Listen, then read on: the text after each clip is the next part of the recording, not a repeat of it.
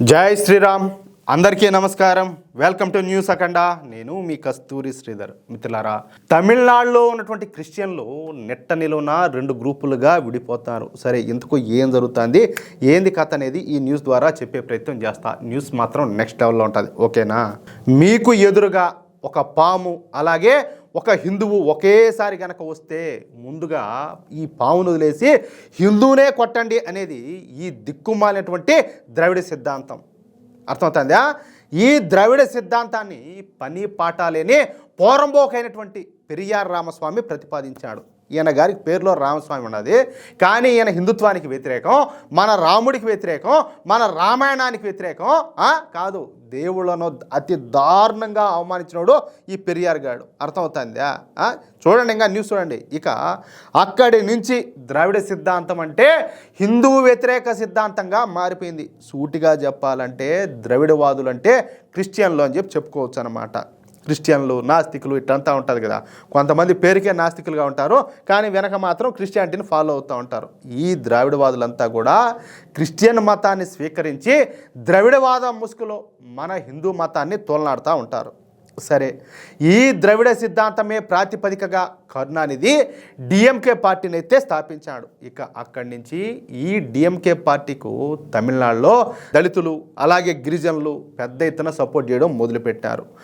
ఈ DMK party కూడా ప్రతిసారి కూడా మన హిందువులపైన విషం గక్కుతా మన దళిత సోదరులను అలాగే గిరిజన సోదరులను తమ ఓటు బ్యాంకుగా మార్చుకొని అనేక సార్లు అధికారంలోకి వచ్చింది. ఎందుకంటే పాపం వాళ్ళ అమాయకులు తెలియదు, ఏదో విధంగా ఇటువంటి కలబొల్లి మాటలన్నీ కూడా చెప్పేది, వాళ్ళందరినీ కూడా మతం మార్చేది. ఈ విధంగా పెద్ద ఎత్తున చేశారు. ప్రస్తుతం తమిళనాడులో అధికారంలో ఉంది కూడా ఈ డిఎంకే పార్టీనే. అయితే ఈ డిఎంకే పార్టీ అధినేతలైనటువంటి కరుణానిధి, ఆ తర్వాత స్టాలిను, ఈ స్టాలిన్ కొడుకైనటువంటి ఉదయనిధి స్టాలిన్లో మేము హేతువాదులం అని చెప్పుకొని తిరుగుతా హిందువులను, హిందూ సమాజాన్ని ఇబ్బందుల పాలు చేస్తూ ఉన్నారు. వీళ్ళకి హిందువులంటే ఒక రకమైనటువంటి కసి. అందుకే ఈ మధ్యకాలంలో సనాతన ధర్మం గురించి ఈ స్టాలిన్ కొడుకైనటువంటి ఉదయనిధి స్టాలిన్ నోటికి వచ్చినట్టు కారుకూతలన్నీ కూడా కూసినాడు. సనాతన ధర్మాన్ని నాశనం చేస్తానని చెప్పి తీవ్ర వ్యాఖ్యలు చేశాడు.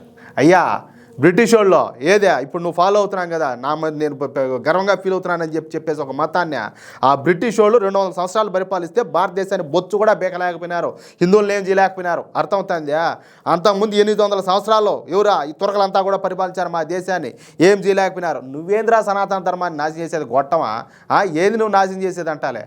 అయితే ఈ ద్రవిడ సిద్ధాంతం ముసుగులో ఉన్నందువలన ఈ డిఎంకే పార్టీను, ఈ స్టాలిన్ ప్రభుత్వాన్ని ఎవరు కూడా ఏమీ చేయలేకపోయినారు. పైగా వీళ్ళకు బలమైనటువంటి ఈ ద్రవిడవాదులు అలాగే క్రిస్టియన్ల సపోర్ట్ ఉండడంతో తమిళనాడులో ఇన్నాళ్ళు కూడా ఈ స్టాలిన్ ప్రభుత్వం ఆడిందే ఆటగా పాడిందే పాటగా సాగింది. కానీ ఇప్పుడు ఇదే ద్రవిడ సిద్ధాంతం ముసుగులో తమిళ సినీ నటుడైనటువంటి జోసెఫ్ విజయ్ కూడా మరొక కొత్త పార్టీ పెట్టాడు. ఆ పార్టీ పేరు వచ్చేసి తమిళగ వెట్టి కళగం. అర్థమవుతుందా? పైగా జోసెఫ్ విజయ్ క్రిస్టియన్ అన్నమాట. దీంతో సహజంగానే ఈ తమిళనాడులో ఉన్నటువంటి క్రిస్టియన్లు అలాగే ఈ మతం మానేటువంటి ఎస్సీలు ఎస్టీలు వీళ్ళంతా కూడా ఈ జోసెఫ్ విజయ్ పార్టీ వైపు మొగ్గు చూపుతారు. ఇన్నాళ్ళు కూడా డిఎంకే పార్టీకు మూల స్తంభాలుగా ఉన్నటువంటి ఈ క్రిస్టియన్లు, దళితులు, గిరిజనులు అంతా కూడా ఒక్కసారిగా ఈ జోసెఫ్ విజయ్ వైపు మరలంతో ఇప్పుడు ఏం చేయాలో తెలియక ఈ స్టాలిను అలాగే ఆయన పుత్రరత్నమైనటువంటి ఉదయనిధి స్టాలిన్లు పిచ్చెక్కిపోతారు.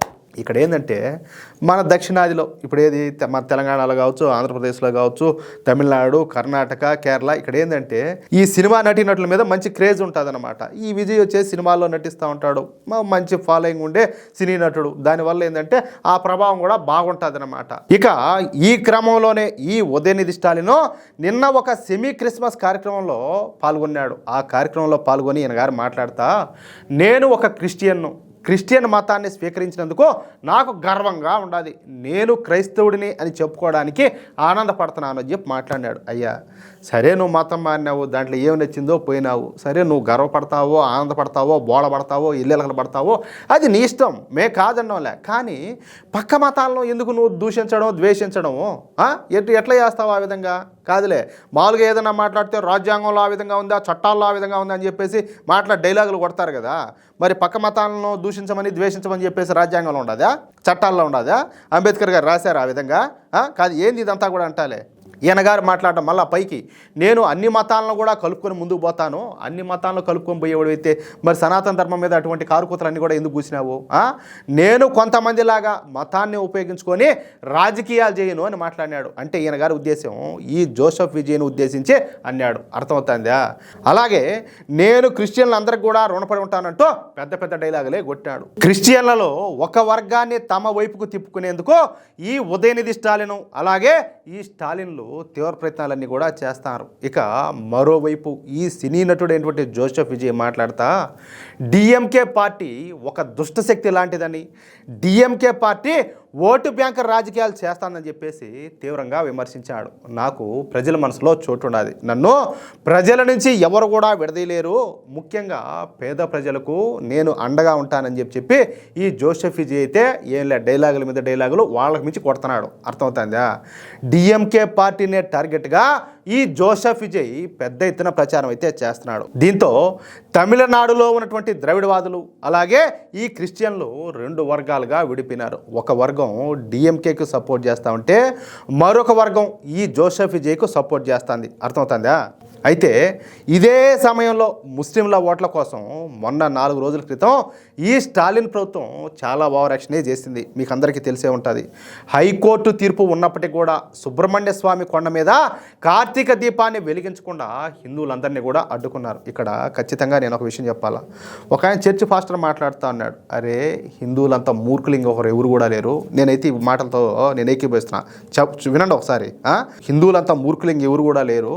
హైకోర్టు కూడా చెప్పింది, ఏది మీరు పోయి దీపాన్ని వెలిగించుకోండి, మీరు పోయి పూజలు చేయమని చెప్పేసి. అర్థమవుతుందా? ఇంకొకటి ఏంటంటే ఆడ ఇప్పటి నుంచి దీపాలు వెలిగడంలే, అనాదిగా కొన్ని వేల సంవత్సరాల నుంచి ఆ ఆచారం అంతా కూడా నడుస్తుంది. అలాంటిది మీకు ఆచారం ఉండాలి, కోర్టు కూడా పర్మిషన్ ఇచ్చింది, అయినా కూడా హిందువులంతా కూడా ఒకటైపోయి అక్కడ పోయి మీరు దీపాన్ని వెలిగించలేకపోయినారంటే, సమయానికి దీపాన్ని వెలిగించలేకపోయినారంటే మీకంటే చవట దద్దమ్మలో సన్నాసులు ఇంకొకరు ఉంటారా అని చెప్పేసి ఒక చర్చ్ ఫాస్టర్ మాట్లాడాడు.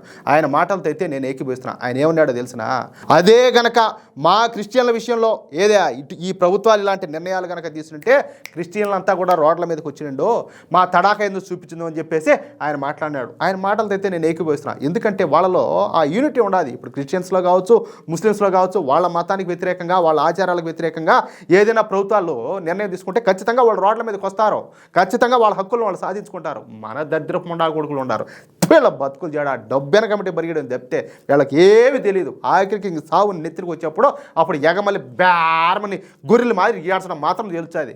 అవునా కాదా? అయితే కేవలం అక్కడ ఉన్నటువంటి 5 కుటుంబాల ముస్లింల కోసం మొత్తం తమిళ హిందువుల యొక్క మనోభావాలను దెబ్బతీసే విధంగా ఈ డిఎంకే ప్రభుత్వం ప్రవర్తించింది. దీంతో ఇప్పుడు తమిళనాడులో ఉన్నటువంటి హిందువులు మెల్లమెల్లగా మొదటిసారి ఏకమవుతున్నారు. పెద్ద సంఖ్యలో హిందువులంతా కూడా ఈ భారతీయ జనతా పార్టీ అలాగే అన్నా డిఎంకే కూటమి వైపు మొగ్గు చూపుతారు. అంటే ఎన్డీఏ కూటమి వైపు మొగ్గు చూపుతారు. అయితే వచ్చే ఎన్నికల్లో డిఎంకే పార్టీకు గట్టిగా బుద్ధి చెప్పాలని చెప్పేసి ఈ తమిళనాడులో ఉన్నటువంటి హిందువులంతా కూడా తహతహలాడతారు.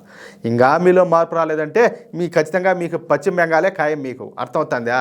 ఆడెట్టయితే ఉండదు, మీ బతుకులు కూడా అదే విధంగా తగలబడతాయి. వీళ్ళంతా కూడా సమయం కోసం కసిగా ఎదురు చూస్తారు. ఈసారి కనుక డిఎంకే పార్టీ ఓడిపోతే ఇక జీవితంలో మళ్ళీ డిఎంకే పార్టీ కోలుకోలేదు. ఇక ఏం జరుగుతుంది అనేది మరి కొన్ని రోజులు ఆగితే కానీ తెలియదు. అర్థమవుతుందా? అది విషయం. అయితే మిత్రులారా, తమిళనాడులో ఉన్నటువంటి హిందువులందరిలో కూడా మార్పు రావాలని చెప్పేసి మనం అందరం కూడా కోరుకుందాం. ఇప్పుడు మన ఛానల్లో కూడా చాలామంది సబ్స్క్రైబర్లు ఉన్నారు, ఎవరు ఈ తమిళనాడులో ఉండేటటువంటి వాళ్ళు. అయ్యా మీకు అందరికీ చెప్తున్నా ప్రత్యేకంగా, మీలో మార్పు రావడమే కాదు మీ చుట్టూ ఉన్న వారిలో కూడా మార్పు తీసుకురండి. అప్పుడే తమిళనాడుకు మంచి జరుగుతుంది. అర్థమవుతుందా? మిత్రులారా, ఈ న్యూస్ కనుక మీకు నచ్చినట్లయితే ఖచ్చితంగా ఈ న్యూస్ నలుగురికి షేర్ చేయండి. అలాగే ప్రతి ఒక్కరు కూడా మీ యొక్క అమూల్యమైనటువంటి అభిప్రాయాలను కామెంట్ రూపంలో తెలియజేయండి. ఇంకో విషయం ఏంటంటే, ఇంతవరకు మీరు కనుక మన ఛానల్ను సబ్స్క్రైబ్ చేసుకున్నట్లయితే ప్రతి ఒక్కరు కూడా మన ఛానల్ను సబ్స్క్రైబ్ చేసుకోండి, సపోర్ట్ చేయండి ప్లీజ్. జై శ్రీరామ్, జై హింద్.